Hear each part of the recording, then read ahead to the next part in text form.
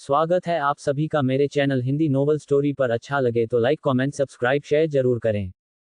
Chapter 1 don't touch me. Los Angeles, सुबह का वक्त। एक लड़का इस वक्त एक होटल की 50th फ्लोर की बालकनी में खड़ा हुआ था। वो शर्टलेस था और उसने नीचे लोअर पहना हुआ था। उसके हाथ में सिगरेट थी और एक हाथ में उसका फोन था जो उसके कान से लगा हुआ था। वो ऑन कॉल बोला, आई एम नॉट इंटरेस्टेड। कितनी बार कहा है कि मुझे कोई इंटरेस्ट नहीं है इंडिया वापस आने में। तो बार बार एक ही चीज क्यों मेरे सामने आ रही है। बहुत शौक से घर से निकला था ना। बहुत शौक से ये बोला था कि दोबारा अपनी शक्ल मत दिखाना। तो फिर क्यों इस शक्ल को देखने के लिए लोग इतने तड़प रहे हैं। I am not coming, okay. बोल दीजिए उन्हें। इतना बोलकर उसने कॉल कट कर दिया। तभी उसके सीने पर किसी ने हाथ रखा। लड़के ने अपनी नजर उठाकर देखा, एक लड़की उसके सामने खड़ी थी जो अभी बाथरोब में थी। वो लड़की मुस्कुराते हुए बोली, what are you doing baby. कब से इंतजार कर रही थी। सोच रही थी अब आओगे। अब आओगे, लेकिन तुम आ ही नहीं रहे हो। उस लड़के ने तुरंत लड़की का हाथ झटक दिया और सर्द आवाज में बोला, don't touch me without my permission. और तुम अभी तक यहाँ क्या कर रही हो। Get lost. तुम्हारा काम खत्म हो चुका है, तो जाओ यहाँ से। कल रात के लिए थी तुम। सुबह मुझे तुम्हारी शक्ल देखने में कोई इंटरेस्ट नहीं है। वो लड़की हैरानी से बोली, व्हाट आर यू सेइंग। कल रात हम एक साथ एक बिस्तर पर थे। हम दोनों इंटीमेट हुए और अब तुम बोल रहे हो कि मैं तुम्हें छू नहीं सकती। और तुम मेरी शक्ल नहीं देखना चाहते। लाइक सीरियसली, मजाक कर रहे हो क्या। लड़का बेहद कड़क आवाज में बोला, अद्वैया सिंह राठौर को मजाक करने की आदत नहीं है। वो जो बोलता है सच बोलता है। और यू आर राइट। कल हम इंटीमेट हुए बिकॉज मुझे तुम्हें देखकर लस्ट फील हुई थी। तो बस उसी लस्ट को कल हमने बिस्तर पर खत्म किया। और अब दोबारा मुझे तुम में कोई इंटरेस्ट नहीं है। Now get lost. वो लड़की अद्वैया को देखकर बोली, तुम मुझसे ऐसे बात नहीं कर सकते। Don't talk to me like this. Advaiya गहरी सांस लेकर बोला, oh really. I think you are right. क्योंकि तुम्हारी औकात नहीं है कि अद्वैया सिंह राठौर तुमसे बात करे। तुम जैसी लड़कियां सिर्फ बिस्तर गर्म करने के लिए होती हैं, मुंह लगाने के लिए नहीं। तुम जैसों को मैं मुंह लगाता भी नहीं, क्योंकि गंदी चीजों को छूने की मुझे आदत नहीं है। इतना बोलकर वो वहां से कमरे में चला गया। वो लड़की गुस्से में उसके पीछे पीछे आए और तेज आवाज में बोली, हाउ डेयर यू। तुमने मुझे गंदा बोला। सीरियसली, कल रात तुम बिस्तर पर पूरी तरह से मेरे करीब थे, मेरे पास थे, एंजॉय कर रहे थे। और अब तुम बोल रहे हो कि मैं गंदी चीज हूं। अद्वैया अपना सिर टेढ़ा करके तिरछा मुस्कुराते हुए बोला, कल रात मैं बिस्तर पर था। तुम्हारे साथ। मैंने तुम्हें किस किया, तुम्हारे बॉडी पार्ट्स को अपने होठों से छुआ। और हम बेड पर थे, सो वॉट। वो बस फिजिकल डिजायर थी जिसे मैंने खत्म कर दिया। और हाँ, अगर मैं एक बार किसी के साथ इंटीमेट हो रहा हूं तो मुझे दोबारा उसके साथ इंटीमेट होने में कोई इंटरेस्ट नहीं है। अगर तुम मेरे सामने बिना कपड़ों के भी आ जाओगी ना तो भी मुझे कोई लस्ट फील नहीं होगी। तुम्हें देखकर मुझे कुछ भी फील नहीं होगा। एक बार होता है, बार बार नहीं। समझी। वो लड़की दांत पीसते हुए बोली, अगर ऐसा था तो तुम मेरे साथ इंटीमेट क्यों हुए थे। अद्वैया ने एक कड़वी, हुआ सो वॉट, तुम्हारी मर्जी से हुआ, एक मिनट तुम्हें क्या लगा। अगर मैं तुम्हारे साथ सेक्स कर रहा हूं तो तुम्हें अपनी गर्लफ्रेंड बना लूंगा। या फिर अपनी वाइफ। यही सोचा ना तुमने। वो लड़की गुस्से से कांपते हुए उसे देख रही थी। अद्वैया एक कदम और आगे बढ़ा और तीखी आवाज में बोला, तुम्हारे जैसी लड़कियां तो हर दूसरे आदमी के बिस्तर पर होती हैं। तो क्या तुम सबसे यही एक्सपेक्टेशन रखती हो। इतना बोलकर उसने अपने कपड़े उठाए और बिना उस लड़की की तरफ देखे बोला, कल की कीमत तुम्हें मिल जाएगी। जितना चाहिए उतना ले लो, लेकिन मेरा दिमाग खराब मत करो। मेरे पास और भी काम है। फालतू की बकवास करने का टाइम नहीं है मेरे पास। इतना बोलकर उसने अपने कपड़े पहने, सिगरेट का एक लंबा कश लिया और कमरे से बाहर निकल गया। वो लड़की गुस्से से कांपती हुई बोली, अद्वैया सिंह राठौर, तुम्हारे लिए ये बिल्कुल भी ठीक नहीं होगा। तुमने बहुत बड़ी गलती कर दी मेरे साथ इस तरह बिहेव करके। वक्त आने दो, तुम्हें तो मैं बताऊंगी, अगर मैंने तुम्हें सबक नहीं सिखाया तो मेरा भी ताशा नहीं। इतना बोलकर उसने अपने कपड़े उठाए और बाथरूम की तरफ बढ़ गई। दूसरी तरफ इंडिया में एक लड़का एक औरत को देखकर बोला, आई डोंट नो, लेकिन मुझे ऐसा फील होता है कि I am not your son, सिर्फ आपका एक ही बेटा है और आप सिर्फ उसी से प्यार करती हैं। फिर मैं यहाँ क्यों हूँ। वो यहाँ नहीं है, लेकिन आपका प्यार ना उसी की तरफ नजर आता है मुझे। मुझे ऐसा फील होता है कि आप मुझे कहीं से उठाकर लाई हैं।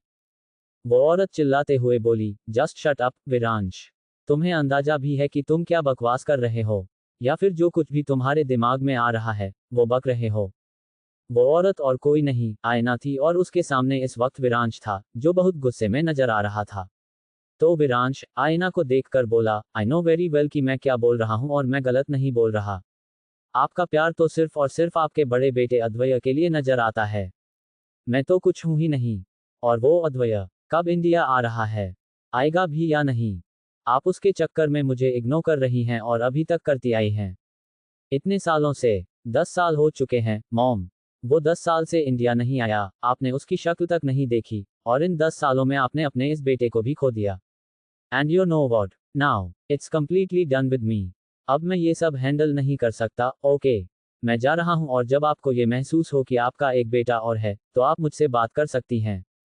लेकिन मैं अब इस घर में नहीं रहूंगा। इतना बोलकर वो वहां से बाहर चला गया। आयना बस अपनी जगह खड़ी रह गई कि तभी पीछे से किसी ने उसके कंधे पर हाथ रखा। उसने पलट कर देखा तो वो आश्रिता थी। आश्रिता धीरे से बोली, संभालिए भाभी, सब कुछ ठीक हो जाएगा। वो इस वक्त गुस्से में है, इसलिए ऐसी बातें करके गया है। तो आयना आश्रिता को देखकर बोली, कुछ भी ठीक नहीं होगा। तुम्हें पता है, मैं हमेशा सोचती थी कि मैं एक अच्छी माँ बनूंगी, लेकिन मैं ठीक से माँ भी नहीं बन पाई। अपने दोनों बच्चों में एक की शक्ल 10 सालों से नहीं देखी है और एक को हमेशा ये लगता है कि मैं उससे प्यार नहीं करती, सिर्फ अद्वैय से प्यार करती हूँ। मैंने अपने बच्चों में फर्क कर दिया आश्रिता। ये बोलते हुए उसकी आंखों से आंसू बहने लगे। धीरे धीरे उसकी सांसें गहरी होने लगीं। उसने अपने सीने पर हाथ रख लिया और उसके चेहरे पर पसीना आने लगा। तभी आश्रिता आयना को संभालते हुए बोली, भाभी क्या हुआ? आप ठीक हैं? आयना को सांस नहीं आ रही थी। वो अचानक से बेहोश होकर वहीं गिर गई। आश्रिता ने उसे संभालने की कोशिश की, लेकिन वो संभाल नहीं पाए। वो एकदम से चिल्लाते हुए बोली, वर्धन, कहाँ हो तुम? जल्दी आओ। भाभी आंखें नहीं खोल रही हैं। तभी एक लड़का भागते हुए वहां आया और उसने आयना को देखा तो जल्दी से अपनी गोद में उठाकर बाहर की तरफ भागा। वर्धन आश्रिता से बोला, मॉम आप डैड और बड़े पापा को कॉल कीजिए। हम बड़ी माँ को अस्पताल ले जा रहे हैं। इतना बोलकर उसने आयना को गाड़ी की पीछे वाली सीट पर बिठाया और आश्रिता जाकर आयना की बगल में बैठी। फिर वर्धन तेजी से हॉस्पिटल की तरफ निकल गया। थोड़ी देर बाद हॉस्पिटल में आयना इस वक्त ऑपरेशन थिएटर में थी। उसका ट्रीटमेंट चल रहा था और अव्यय, संभव और बाकी लोग वहीं कॉरिडोर में इधर उधर घूम रहे थे। तभी संभव अव्यय के पास आकर बोला, आप फिक्र मत कीजिए भाई। भाभी को कुछ नहीं होगा, वो ठीक हो जाएंगी। अव्यय संभव को देखकर बोला, अगर उसे कुछ हुआ तो मैं उन दोनों को माफ नहीं करूंगा, बिल्कुल भी नहीं। इतनी भी क्या नाराजगी है? गलती हर किसी से होती है, हो गई गलती। मैं अपनी मफिन को इस हाल में नहीं देख सकता, और उसका ये हाल उन दोनों की वजह से हुआ है। तभी अव्यय की नजर विरांश पर गई, जो भागते हुए वहां आया था। वो अव्यय के पास आकर बोला, मॉम, मॉम कैसी हैं? वो ठीक तो है ना? अव्यय ने एक नजर विरांश को देखा और एक जोरदार थप्पड़ उसके गाल पर जड़ते हुए बोला, अब क्यों आए हो यहाँ? इतना सब करने के बाद अब यहाँ क्या लेने आए हो? वो ठीक है या नहीं, उसे मैं देख लूंगा। तुम्हें घर छोड़ने का शौक है ना, जाकर रहो जहाँ रहना है, वहाँ। फर्क नहीं पड़ता मुझे, लेकिन अगर मेरी मफिन को कुछ हुआ तो मैं तुम्हें और अद्वैय को कभी माफ नहीं करूंगा, कभी नहीं। अव्यय की बात सुनकर विरांश ने अपना सिर झुका लिया और धीरे से बोला, आई एम सॉरी डैड। लेकिन उस वक्त मैं गुस्से में था। मैंने जो किया वो गलत था, लेकिन। तो अव्यय उसकी बात बीच में काटते हुए बोला, बकवास नहीं सुननी मुझे तुम्हारी। तुम्हारे गुस्से की वजह से आज तुम्हारी माँ हॉस्पिटल बेड पर है। हार्ट अटैक आया है उसे। अगर वर्धन वक्त पर उसे हॉस्पिटल नहीं लाता तो आज वो मर सकती थी। अव्यय की बात सुनकर विरांश बस उसकी तरफ देखता रह गया। उसे समझ में नहीं आ रहा था कि वो क्या बोले और कैसे बोले। Back to India. हॉस्पिटल में लगभग 2 घंटे हो चुके थे, लेकिन अभी भी डॉक्टर ऑपरेशन थिएटर से बाहर नहीं आए थे। विरांश इस वक्त अपना सर झुकाकर खड़ा हुआ था कि तभी ऑपरेशन थिएटर का दरवाजा खुला और डॉक्टर बाहर आए। अव्यय घबराते हुए डॉक्टर के पास पहुंचा और बोला, मेरी वाइफ, वो ठीक तो है ना? ज्यादा घबराने वाली बात तो नहीं है। डॉक्टर ने अव्यय के कंधे पर हाथ रखकर कहा, ऑपरेशन सक्सेसफुल रहा मिस्टर राठौर। अभी वो आउट ऑफ डेंजर हैं, लेकिन फ्यूचर के लिए आपको बहुत ज्यादा ख्याल रखना पड़ेगा। ये उनका मेजर हार्ट अटैक था। अगर उन्हें फ्यूचर में फिर से ऐसा कोई अटैक आता है तो उनके लिए चीजें बहुत ज्यादा कॉम्प्लिकेटेड हो जाएंगी। आपको अपनी वाइफ का पूरा ख्याल रखना होगा, उन्हें स्ट्रेस से दूर रखना होगा। फिलहाल तो वो बेहोश हैं, उन्हें अंडर ऑब्जर्वेशन रखेंगे। कल तक होश आ जाएगा। इतना कहकर डॉक्टर वहां से चले गए। तभी संभव ने अव्यय के कंधे पर हाथ रखा और कहा था ना भाई, भाभी को कुछ नहीं होगा। आप टेंशन मत लीजिए। वैसे आपने उसे कॉल किया? अव्यय गुस्से में बोला, नहीं। और मुझे उसकी जरूरत भी नहीं है। मैं काफी हूं अपनी बीवी को संभालने के लिए। वो जहां है वहीं रहे, मुझे फर्क नहीं पड़ता। इतना कहकर उसने विरांश की तरफ देखा और बोला, और तुम? घर आने की जरूरत नहीं है। घर छोड़कर गए हो ना, तो जहां गए हो वहीं रहो। And now get lost. मेरी बीवी से मिलने की भी जरूरत नहीं है। ये हक तुम खो चुके हो। अव्यय की बात सुनकर विरांश बस उसकी तरफ देखता ही रह गया। उसे उम्मीद नहीं थी कि वो ऐसा कुछ बोलेगा। वो धीरे से बोला, मैं मॉम से मिले बिना कहीं नहीं जाऊंगा। मुझे उनसे एक बार मिलना है। अव्यय गुस्से में बोला, कहा ना, दफा हो जाओ यहां से। मुझे तुम्हारी शक्ल नहीं देखनी। आज मेरी बीवी जिस कंडीशन में है ना, वो तुम दोनों भाइयों की वजह से है। तुम दोनों ने उसे यहां पहुंचा दिया। वो अपनी दुनिया में खुश है, तुम अपनी दुनिया में खुश रहो। Just get out. इतना कहकर अव्यय वहां से दूसरी तरफ चला गया। तभी वर्धन ने विरांश के कंधे पर हाथ रखा और धीरे से बोला, रिलैक्स। अभी बड़े पापा गुस्से में हैं, वो समझ जाएंगे। यार, तू उनके गुस्से को और मत भड़का। और वैसे भी, तूने जो किया है, वो ठीक नहीं था। विरांश वर्धन को देखकर गुस्से में बोला, ओ रियली? तो अब तुम मुझे एडवाइस दोगे? यू नो व्हाट, अपनी एडवाइस अपने पास रखो। मुझे किसी की एडवाइस की जरूरत नहीं है। अगर वो नहीं चाहते कि मैं यहाँ रहूं, तो नहीं रहूंगा। इतना कहकर वो गुस्से में वहां से चला गया। वो इस वक्त अपनी गाड़ी में बैठा हुआ था और उसने अपना सर पीछे सीट से टिकाया हुआ था। वो खुद से बोला, ये सब तुम्हारी वजह से हो रहा है अद्वैय सिंह राठौड़, ये सब तुम्हारी वजह से शुरू हुआ है। और तुम वहां आराम से अपनी लाइफ में एंजॉय कर रहे हो, और यहाँ मॉम हॉस्पिटल बेड पर हैं। तुम्हें भी तो पता होना चाहिए कि उनके साथ क्या हो रहा है। देखता हूं कि तुम इंडिया आते भी हो या नहीं। पिछले 10 साल में तो तुमने अपनी शक्ल दिखाई नहीं है। इतना बोलकर उसने अपना फोन उठाया और किसी को कॉल किया। दूसरी तरफ लॉस एंजेलिस। अद्वैय अपने लैपटॉप पर कुछ कर रहा था कि तभी उसका फोन बजा। उसने फोन देखा और नंबर देखकर इग्नोर कर दिया। लेकिन फोन लगातार बज रहा था, तो उसने इरिटेट होते हुए फोन उठाया और कान से लगाते हुए बोला, तुम्हें चैन नहीं है क्या? जब सामने वाला कॉल नहीं उठा रहा है, तो इसका मतलब है कि वो बिजी है। लेकिन तुम ठहरे बेवकूफ, जिसके पास दिमाग नहीं है। बस कॉल पर कॉल लगाए जा रहे हो, राइट? विरांश गहरी सांस लेकर बोला, मैंने तुमसे बहस करने के लिए फोन नहीं किया है, और मुझे तुमसे बहस करने का कोई शौक भी नहीं है। मैंने तो सिर्फ इसलिए फोन किया है कि तुम्हारी वजह से क्या हो रहा है, तुम्हें पता होना चाहिए। मॉम। उससे आगे वो कुछ कहता, लेकिन अद्वैय ने उसकी बात बीच में ही काटते हुए कहा, मुझे उनके बारे में बात नहीं करनी। तो बेहतर होगा कि तुम फालतू की बकवास ना करो मुझसे। विरांश अपने दांत पीसते हुए बोला, ऐसा क्या कर दिया है उन्होंने? ठीक है, मानता हूं कि जो हुआ सो हुआ। नहीं होना चाहिए था, लेकिन इतनी बड़ी सजा दोगे? उन्हें हार्ट अटैक आया है, और वो हॉस्पिटल में हैं। उनका ऑपरेशन हुआ। बस मुझे तुम्हें इतना बताना था। अब तुम पर डिपेंड करता है कि तुम इंडिया आ रहे हो या नहीं। और हाँ, मैं श्योर हूं कि जब उन्हें होश आएगा, तो वो तुम्हें देखना चाहेंगी। आखिरकार, तुमसे जो प्यार करती हैं। इतना कहकर उसने कॉल काट दिया। अद्वैय, जो इस वक्त बिना किसी भाव के अपने फोन को घूर रहा था, उसके दिमाग में विरांश के कहे हुए शब्द गूंज रहे थे, मॉम को हार्ट अटैक आया हुआ है। उसने जल्दी से अपना फोन उठाया और किसी को कॉल किया। अगले 10 मिनट के अंदर मुझे जेट रेडी चाहिए। I want to go to India. तो 10 मिनट का टाइम है तुम्हारे पास। जो करना है 10 मिनट में करो। मैं पहुंच रहा हूं। इतना कहकर उसने कॉल कट किया और अपनी केबिन से बाहर निकल गया। उसके चेहरे पर इस वक्त कोई एक्सप्रेशन नहीं था। कोई भी ये नहीं समझ सकता था कि आखिर उसके दिल और दिमाग में क्या चल रहा है। वहीं दूसरी तरफ इंडिया। विरांश इस वक्त हॉस्पिटल के बाहर अपनी गाड़ी में ही बैठा हुआ था। वो हॉस्पिटल के अंदर नहीं गया था क्योंकि उसे पता था कि वो अंदर जाकर कुछ कर ही नहीं सकता। अव्यय उसे आईना से मिलने नहीं देगा। लेकिन वो यहां से ऐसे जा भी नहीं सकता था। उसने गुस्से में जो कुछ भी कह दिया हो, लेकिन वो आईना से प्यार करता था। माँ थी उसकी, और उसे इस कंडीशन में छोड़कर वो कैसे चला जाता। वो अपनी गाड़ी में बैठा हुआ था कि तभी किसी ने उसकी गाड़ी की विंडो पर नॉक किया। उसने देखा, तो संभव खड़ा हुआ था। विरांश ने अपनी विंडो नीचे की और बोला, क्या हुआ चाचू? आप यहाँ क्या कर रहे हैं? तो संभव धीरे से बोला, तुमसे बात करनी है। बाहर आओगे या फिर मैं अंदर आऊं? विरांश अपनी आंखें चढ़ाते हुए बोला, आप ही अंदर आ जाए। आई नो, आप मुझे लेक्चर सुनाने वाले हैं और मैं नहीं चाहता कि बाहर कोई विरांश सिंह राठौर की इज्जत का तमाशा बनते हुए देखे। तो कम ऑन, आप ही अंदर आ जाए। संभव ने अपना सिर हिलाया और सीधा अंदर जाकर बैठ गया। वो विरांश को देखकर बोला, भाई इस वक्त गुस्से में है। तो विरांश बिना किसी भाव के बोला, जानता हूं, वो गुस्से में है और मुझे मॉम से मिलने नहीं देंगे। जब तक मॉम को होश नहीं आ जाता तब तक मैं यही हूं, क्योंकि मुझे पता है जब उन्हें होश आएगा तो वो मुझे और अद्वैय को ही देखना चाहेंगी। संभव विरांश को देखकर बोला, अद्वैय? वो तो यहाँ नहीं है।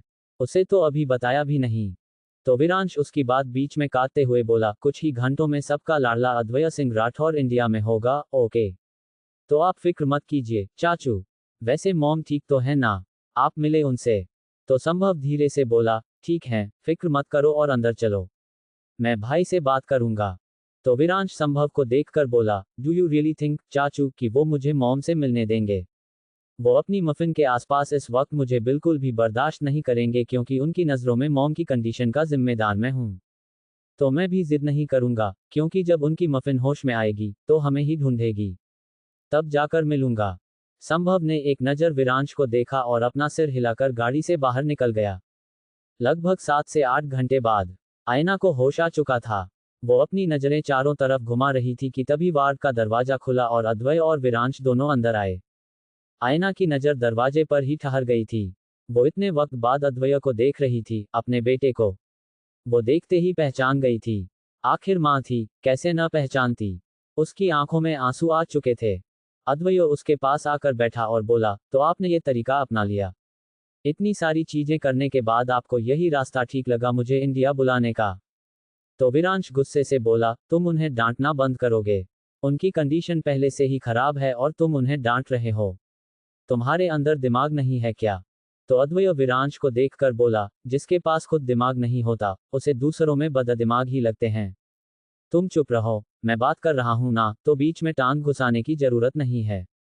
एक काम करो, बाहर जाओ। जब मैं बाहर आऊं तब तुम अंदर आ जाना। तो विरांश अद्वैय को देखकर बोला, क्यों जाऊं मैं बाहर? वो तुम्हारी माँ है तो मेरी भी माँ है, समझे? हम दोनों का बराबर हक है और मैं कहीं नहीं जाऊंगा। लेकिन तुम उनसे इस टोन में बात नहीं कर सकते। तभी आयना ने धीरे से अपना हाथ आगे बढ़ाया। अद्वैय और विरांश दोनों ने एक साथ उसके हाथ को थाम लिया।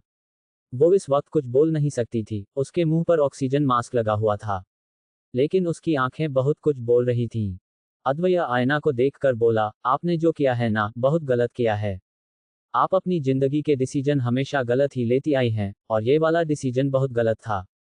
खैर, आपकी जिद पूरी हो गई, मैं इंडिया आ गया। अब तो खुद को टॉर्चर करना बंद कीजिए और जल्दी से ठीक हो जाए, क्योंकि अगर आप ठीक नहीं होंगी तो आपके हस्बैंड हमारा जीना हराम कर देंगे। अद्वैय की बात सुनकर आयना हल्का सा मुस्कुरा दी। थोड़ी देर वहां बैठने के बाद वे दोनों बाहर आए। अद्वैय ने एक नज़र उन दोनों को देखा और अपना चेहरा दूसरी तरफ फेर लिया। तो अद्वैय ने भी उसे इग्नोर किया और संभव के पास जाकर बोला, डॉक्टर का क्या कहना है? तभी अव्यय की आवाज उसके कानों में गई, डॉक्टर का जो भी कहना है मैं देख लूंगा। तुम यहाँ आए उसके लिए थैंक यू सो मच, लेकिन अब तुम जा सकते हो। तो अद्वैय संभव को देखकर बोला, इनसे कहिए कि ये अपना ज्ञान अपने पास रखे। मैं इतना बड़ा हूं कि अपने डिसीजन खुद ले सकता हूं, और मुझे कहाँ जाना है कहाँ नहीं ये मैं देख सकता हूं।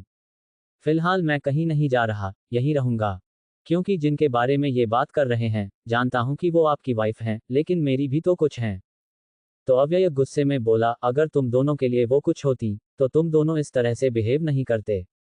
यू नो व्हाट, तुमने जो बिहेव किया है ना, सौतेली औलाद से भी गया गुजरा है। सोचा नहीं था कि मेरी औलाद ऐसी निकलेगी।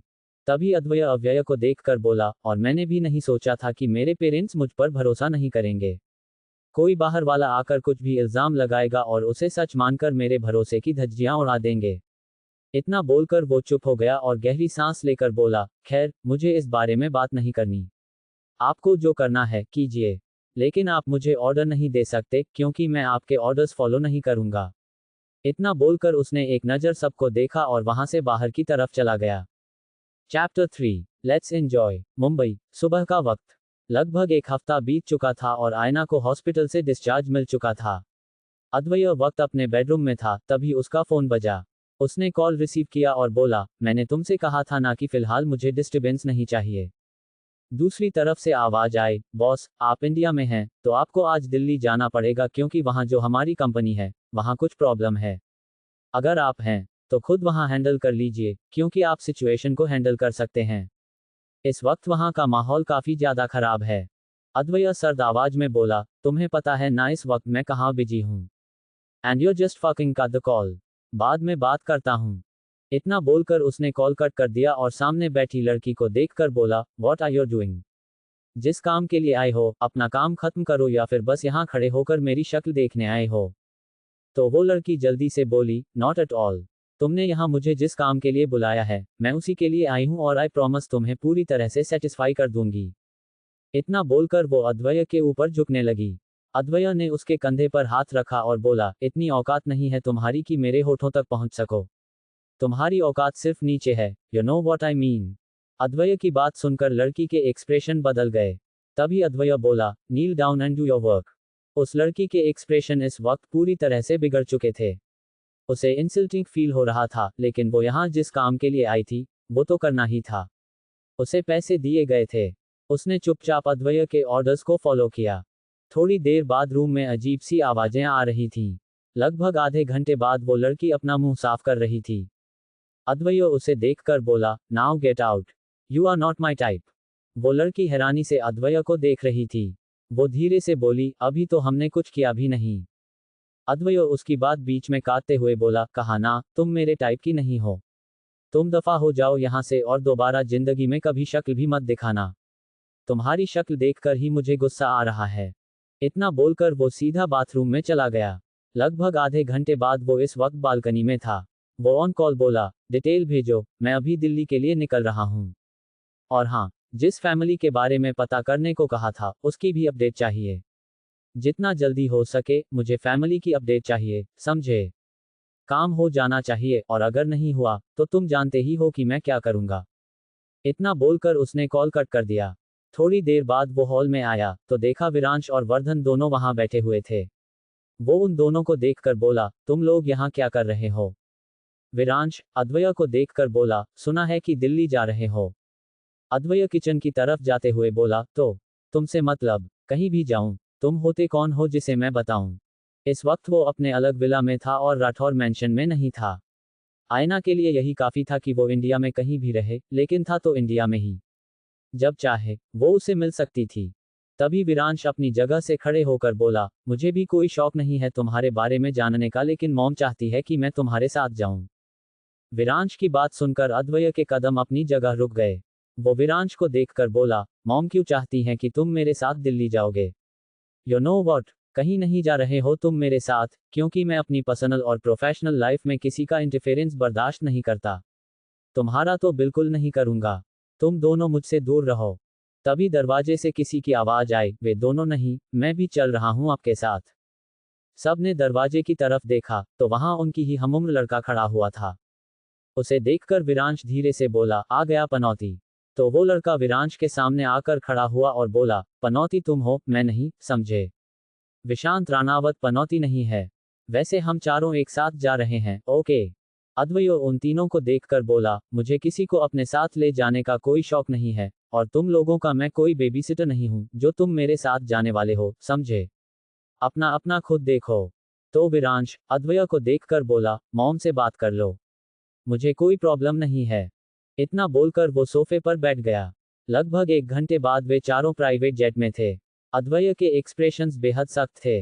उन तीनों को अपने साथ ले जाना उसे बिल्कुल भी अच्छा नहीं लग रहा था, लेकिन आयना से उसने बात नहीं की थी, इसलिए मजबूरी में उन्हें ले जाना पड़ रहा था। वो वर्धन को देखकर बोला, तुम लोग दिल्ली जा क्यों रहे हो। तो वर्धन धीरे से बोला, एक्चुअली वो एक बिजनेस डील के लिए। तभी विरांश अद्वैय को देखकर बोला, तुम इंक्वायरी क्यों कर रहे हो। डोंट वरी, तुम्हारा बिजनेस हड़पने नहीं जा रहे।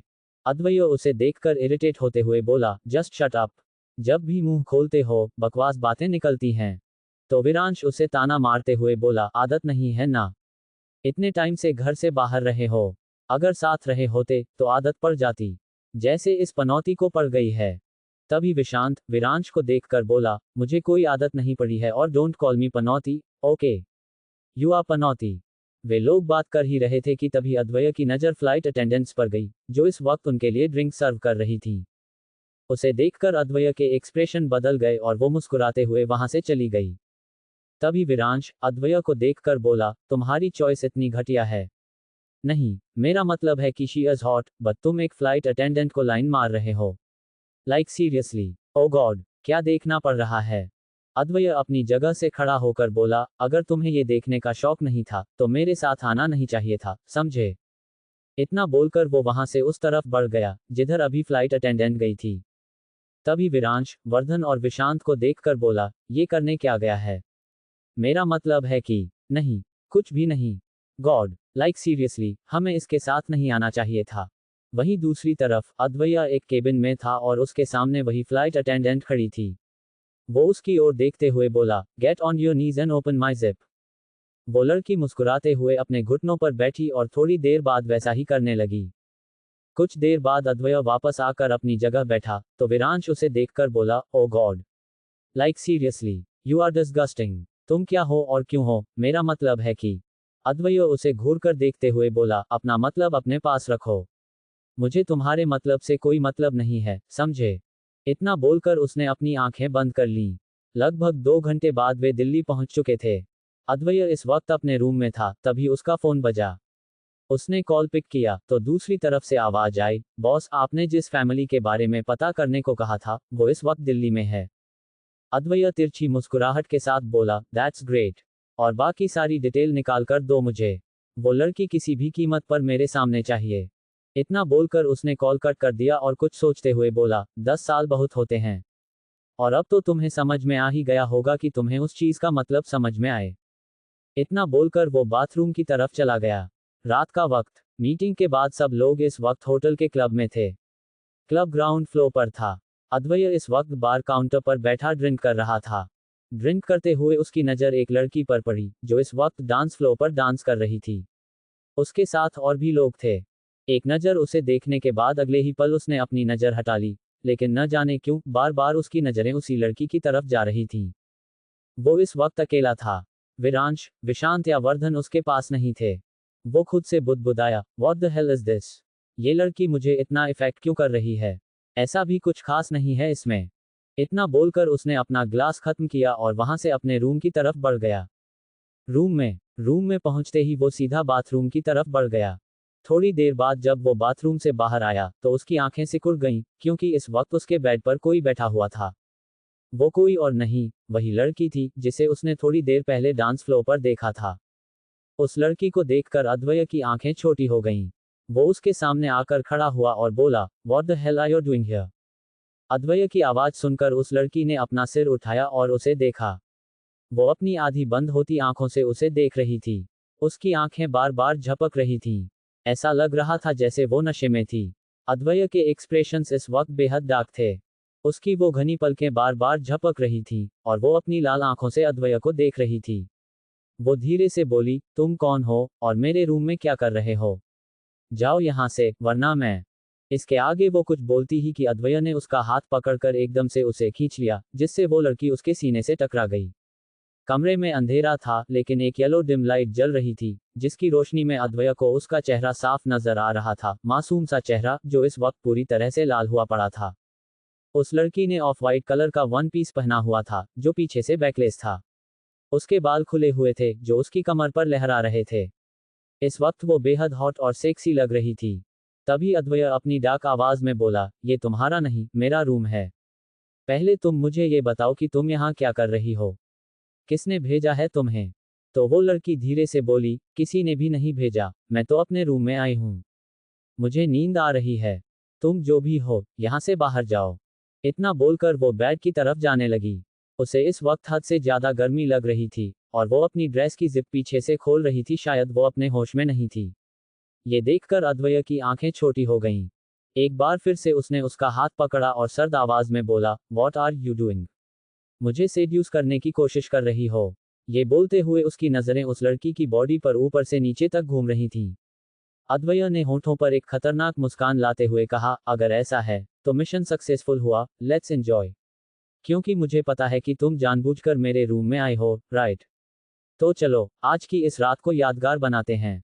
ये बोलते हुए उसने उस लड़की को गोद में उठा लिया और सीधा जाकर बेड पर फेंक दिया। Chapter 4 you are virgin. Delhi, India. रात का वक्त, मून नाइट क्लब। अद्वैय लड़की को अपनी गोद में उठाकर सीधा बेड पर फेंकता है। वो लड़की उसे देखने लगी और अपनी जगह से उठकर बैठ गई। फिर उसे देखकर बोली, ये क्या कर रहे हो तुम? और कौन हो तुम? देखो, तुम इस तरह मुझे उठाकर नहीं पटक सकते। मैं कोई तुमसे कुश्ती थोड़ी लड़ रही हूँ जो तुम ऐसे मुझे उठाकर पटक रहे हो।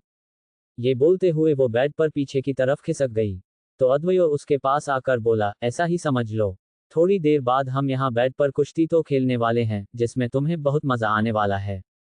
ये बोलते हुए वो उसके करीब आकर खड़ा हुआ।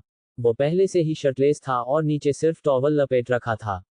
लड़की उसे देखकर बोली, देखो, मुझे नहीं आता कुश्ती खेलना। मैं इतनी छोटी सी और तुम इतने हटे कट्टे। तुम तो मुझे मरोड़ ही दोगे। तो अद्वैय तिरछी मुस्कुराहट के साथ बोला, कोई बात नहीं, मैं तुम्हें सिखा दूंगा कि कुश्ती कैसे खेलते हैं और कौन कौन सी पोजीशन होती हैं।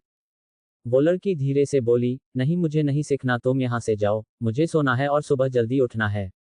कल मेरी शादी है ना। जैसे ही अद्वैय ने लड़की की बात सुनी, वो हैरानी से उसे देखने लगा। उसने उसे ऊपर से नीचे तक देखा तो उस हल्की सी लाइट में उसके हाथों पर हल्की हल्की मेहंदी नजर आ रही थी। ये देखकर उसके चेहरे पर हल्की सी मुस्कान आ गई। वो बेड पर आकर उसे देखते हुए बोला, तो तुम यहाँ अपनी बैचलर पार्टी एंजॉय करने आई थी? लड़की मुस्कुराते हुए बोली, हाँ, और मेरे दोस्त भी थे। मैंने थोड़ी ज्यादा ड्रिंक कर ली, लेकिन मैं कभी पीती नहीं हूँ। उन लोगों ने मुझे जबरदस्ती पिला दिया। अब तुम जाओ और मुझे सोने दो। वैसे, मुझे इतनी गर्मी क्यों लग रही है? मुझे कपड़े चेंज करने हैं। तुम अपनी आंखें बंद करो। लड़की के एक्सप्रेशंस और बोलने का तरीका, उसका मासूम सा चेहरा अद्वैय को अट्रैक्ट कर रहा था। वो उसे देखकर बोला, तो मैं अपनी आंखें बंद क्यों करूं? तुम मेरे सामने ही चेंज कर सकती हो। लड़की जल्दी से बोली, नहीं, मैं तुम्हारे सामने क्यों बदलूं? ऐसे किसी के सामने कपड़े नहीं बदले जाते। अद्वैय मुस्कुराते हुए बोला, थोड़ी देर में तो हम दोनों के कपड़े उतरने ही वाले हैं। फिर, जब तुम अपनी पर्सनल लाइफ एंजॉय करने आए हो, तो अच्छे से करो। Right now, remove your clothes and let's play. लड़की जल्दी से बोली, कपड़े उतारकर कौन सा गेम खेलते हैं? अद्वैय उसके पास आते हुए बोला, बहुत ही इंटरेस्टिंग सा। एंड यू नो व्हाट, तुम्हें बहुत मजा आने वाला है, मैं तुम्हें बताऊंगा कि बैचलर पार्टी कैसे एंजॉय कैसे की जाती है। ये बोलकर उसने उसकी ड्रेस को झटके में उसकी बॉडी से अलग कर दिया। लड़की की आंखें हैरानी से बड़ी हो गईं। वो अद्वैय को हैरानी भरी नजरों से देख रही थी। अद्वैय ने उसका हाथ पकड़ा और अपने करीब खींचते हुए बोला, क्या हुआ? ऐसे क्या देख रही हो, जैसे ये सब तुम्हारे लिए पहली बार हो? फर्स्ट टाइम तो नहीं होगा, आई एम श्योर तुम्हें एक्सपीरियंस होगा। अब मेरे साथ एक्सपीरियंस करने की बारी है। देखते हैं कैसा जाता है हमारा एक्सपीरियंस। ये बोलते हुए उसने लड़की को बेड पर लिटाया और खुद उसके ऊपर झुकने लगा। लड़की ने अपने दोनों हाथ अद्वैय के सीने पर रख दिए और बोली, क्या खेलने वाले हैं हम? अद्वैय उसके हाथों को पकड़ते हुए बोला, थोड़ी देर में पता चल जाएगा। ये बोलते हुए उसके होठों पर जो मुस्कुराहट थी, वो बेहद अलग थी। वो लड़की के कान के पास जाकर फुसफुसाया, आज तुम मेरे साथ एंजॉय करो और कल अपनी सुहागरात एंजॉय करना। फिर कंपेयर करना कि सेटिस्फाई किसने किया। आई एम श्योर तुम्हारे पति का स्टैमिना अद्वैय सिंह राठौर जितना तो नहीं होगा। ये बोलते हुए अद्वैय ने लड़की के चेहरे की तरफ देखा। उसकी नज़र उसके होठों पर जाकर ठहर गई। उसके होंठ इस वक्त सूखे लग रहे थे, जिन्हें वो बार बार अपनी जीभ फेरकर गीला कर रही थी। वो होंठ अद्वैय को अपनी तरफ अट्रैक्ट कर रहे थे। आज पहली बार किसी के होंठों को देखकर वो इस तरह रेस्टलेसनेस महसूस कर रहा था। वरना आज से पहले उसने कभी भी किसी के होंठों को अपने होंठों से छुआ तक नहीं था। अद्वैय ने लड़की के दोनों हाथों को पकड़कर बेड पर पुश किया और बोला, व्हाट आर यू डूइंग? क्या कर रही हो तुम? जानती हो, खुद के लिए मुसीबत खड़ी कर रही हो। वो लड़की अपनी नशीली आंखों से अद्वैय को देखते हुए बोली, मैंने तो कुछ भी नहीं किया, बस मुझे प्यास लग रही है। क्या मुझे आप पानी पिला देंगे? और पता नहीं ये गर्मी क्यों लग रही है। अद्वैय ने उस लड़की की बॉडी को देखा, तो उसकी बॉडी किसी आग की भट्टी की तरह तप रही थी और उसकी बॉडी पर रैशेज हो रहे थे। उस लड़की ने अद्वैय की गर्दन में हाथ डालकर अपनी तरफ खींच लिया और उसके करीब जाने की कोशिश करने लगी। उसकी हरकत पर अद्वैय धीरे से बोला, ओह तो ये बात है, तो तुमने ड्रिंक नहीं की बल्कि तुम्हें ड्रग्स दिए गए हैं। कोई अपनी रात रंगीन करना चाहता था, लेकिन अफसोस तुम तो यहाँ मेरे बेड पर मुझे सेटिस्फाई करने के लिए हो। कोई बात नहीं, ये रात तुम भी नहीं भूलने वाली। ये बोलते हुए उसने उस लड़की के होठों को कैप्चर कर लिया। आज पहली बार वो किसी के होठों को इस तरह छू रहा था, इस तरह किस कर रहा था, और वहीं वो लड़की पूरी तरह से अद्वैय का साथ दे रही थी। धीरे धीरे उनकी बुक की फ्रेंच किस में बदल गई। अद्वैय की टंग इस वक्त उस लड़की के मुंह में थी। वो उसके मुंह के हर एक हिस्से को एक्सप्लोर कर रहा था। दोनों के सलाइवा आपस में मिक्स हो रहे थे। अद्वैय ने उसकी जीभ को चूसते हुए उसे छोड़ दिया और उसकी आंखों में देखने लगा, जो मदहोशी से उसे ही देख रही थी। वो धीरे से बोली, आई वॉन्ट मोर। तो अद्वैय के होठों पर तिरछी मुस्कुराहट आ गई।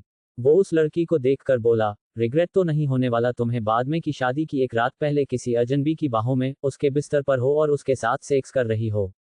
उस लड़की ने अद्वैय की बात का कोई जवाब नहीं दिया। वो अपने हाथ अपनी बॉडी पर चलाते हुए बोली, प्लीज डू समथिंग। मुझे बहुत रेस्टलेस फील हो रहा है। I want something. ये बोलते हुए वो अपना सिर ऊपर की तरफ कर रही थी। अद्वैय की नज़र उसके सीने पर आकर ठहर गई। उसके सीने के बीचों बीच एक तिल था, जो उसे अट्रैक्ट कर रहा था। उसने अपने होंठ उस तिल पर रखे और धीरे धीरे उसे किस करने लगा। उसका एक हाथ उसके सीने पर था, जो धीरे धीरे प्रेस कर रहा था। उसके होंठ नीचे की तरफ बढ़ते चले जा रहे थे। अद्वैय के होंठ इस वक्त उस लड़की की बेली पर थे। तभी अद्वैय ने एकदम से उसकी बेली पर बाइट कर लिया, जिस वजह से वो चीख उठी। उसने अद्वैय के बालों को मजबूती से जकड़ लिया।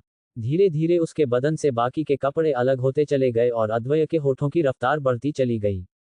अद्वैय का सिर इस वक्त उस लड़की की पैरों के बीच था और उसके हाथ अद्वैय के सिर पर थे। अद्वैय की नजरें उसके चेहरे पर टिकी हुई थीं, जिस पर पसीने की बूंदें साफ नजर आ रही थीं। लगभग 10 मिनट बाद वो उसके चेहरे के करीब आया और बोला, योर टेस्ट लाइक हेवन। और यू नो वॉट, आज से पहले अद्वैय सिंह राठौर ने कभी किसी को इस तरह टच नहीं किया, इस तरह टेस्ट नहीं किया। तुम वो पहली हो जिसने मुझे खुद को अपने होठों से छूने पर मजबूर किया। You are amazing. कुछ तो बात है तुम में। नाउ इट्स योर टर्न, तुम्हारी बारी। ये बोलते हुए उसने उस लड़की को एकदम से पकड़कर बैठाया और खुद बेड पर लेट गया। वो लड़की अद्वैय को किस करते हुए बाइट भी कर रही थी, जिससे अद्वैय के होठों से भी आवाज निकल रही थी। थोड़ी देर बाद एक बार फिर से वो बेड पर थी और अद्वैय उसके ऊपर। उसने उसे पैरों से पकड़कर अपने करीब खींचा और बोला, नाउ आई कांट कंट्रोल। ये बोलते हुए उसने खुद को उस लड़की के अंदर एंटर किया, तो कमरे में अचानक से एक चीख गूंज गई। अद्वैय को अंदाजा नहीं था कि ऐसा कुछ होगा। वो हैरानी से उसे देख रहा था। उसके करीब आकर बोला, यू आर वर्जिन। उस लड़की ने बस अपना सिर हाँ में हिला दिया और चिल्लाते हुए बोली, प्लीज तुम बाहर आओ। मुझे दर्द हो रहा है, I can't handle this pain. ये बोलते हुए वो अद्वैय के सीने पर हाथ रखकर उसे पुश कर रही थी, लेकिन शायद अब उसके लिए कंट्रोल करना मुश्किल था। अद्वैय ने उसके दोनों हाथों को पकड़कर बेड पर पुश किया और बोला, नो इट्स नॉट पॉसिबल। तुमने मुझे सिड्यूस किया, तुम मुझे यहाँ तक लेकर आए, और अब तुम मुझसे रुकने के लिए कह रही हो। सो स्वीट हार्ट, ये पॉसिबल नहीं है। कुछ देर कंट्रोल करो, कुछ देर खुद को शांत करो। दर्द कम हो जाएगा, फिर तुम्हें भी अच्छा लगेगा। तुम एंजॉय करोगी। Just take a deep breath. ये बोलते हुए उसने अपने होंठ लड़की के कान पर रखे और धीरे धीरे उसे किस करने लगा। वो लड़की गहरी गहरी सांस ले रही थी, खुद के दर्द को हैंडल करने की कोशिश कर रही थी। थोड़ी देर बाद उसका दर्द कम हो चुका था और उसके पैर अद्वैय की कमर पर आकर लिपट चुके थे। उसने खुद को मूव करना शुरू कर दिया था। अब उस कमरे में सिर्फ उनकी गर्म सांसों और उनके कराहने की आवाजें आ रही थीं। ऐसा लग रहा था जैसे वहां कोई म्यूजिक बज रहा हो। लगभग 2 घंटे बाद अद्वैय ने उस लड़की को खुद से दूर किया और उसके चेहरे को देखकर बोला, यू आर अमेजिंग। सोचा नहीं था कि तुम इस तरह मुझे सेटिस्फाई कर पाओगी। उस लड़की के चेहरे पर थकान साफ नजर आ रही थी। वो चुपचाप करवट लेकर लेट गई और अपनी आंखें बंद कर ली। वहीं अद्वैय उसकी बगल में लेट गया और उसे पीछे से अपनी बाहों में भरकर अपनी आंखें बंद कर ली। चैप्टर 5, अद्वैय सिंह राठौर की नफाट। इंडिया, दिल्ली। सुबह का वक्त, मून नाइट क्लब। एक रूम जिसकी हालत कुछ ठीक नहीं थी। कपड़े इधर उधर फर्श पर बिखरे हुए थे और 2 लोग एक दूसरे की बाहों में बेड पर आराम से सो रहे थे। कि तभी लड़की की धीरे धीरे आंखें खुलीं। उसे अपनी कमर पर इस वक्त किसी का हाथ महसूस हो रहा था। उसने हिम्मत जुटाकर अपनी आंखें पूरी तरह खोलीं और अपनी बगल में देखा तो वो कुछ पल के लिए सन रह गई। उसने हल्का सा ब्लैंकेट उठाकर देखा तो उसके पैरों तले जमीन खिसक गई। उसकी बॉडी पर लव बाइट के निशान साफ नजर आ रहे थे। कुछ निशान तो डार्क पर्पल कलर के हो चुके थे। उसे समझ नहीं आ रहा था कि वो कैसे रिएक्ट करे। वो इस वक्त किसी के साथ थी, किसी अनजान आदमी के साथ। धीरे धीरे उसकी आंखों में आंसू उतर आए। वो धीरे से उठकर बैठी और खुद से बोली, What is this राध्या? ये क्या हो गया? नहीं, ये नहीं होना चाहिए था। ये बोलते हुए वो गहरी गहरी सांसें ले रही थी। उसने अपनी बगल में सोए हुए लड़के को देखा, जो कोई और नहीं बल्कि अद्वैय था। अद्वैय आराम से बेफिक्री से सोया हुआ था। राध्या ने ब्लैंकेट को अपनी मुट्ठी में भींच रखा था। वो जल्दी से बेड से खड़ी हुई, लेकिन उसे खड़ा होना मुश्किल लग रहा था। ऐसा लग रहा था जैसे उसके पैरों में जान ही नहीं है। उसकी बॉडी दर्द कर रही थी, खासकर लोअर बॉडी। उसने जल्दी से अपने कपड़े उठाए और उन्हें पहनकर कमरे से बाहर निकल गई।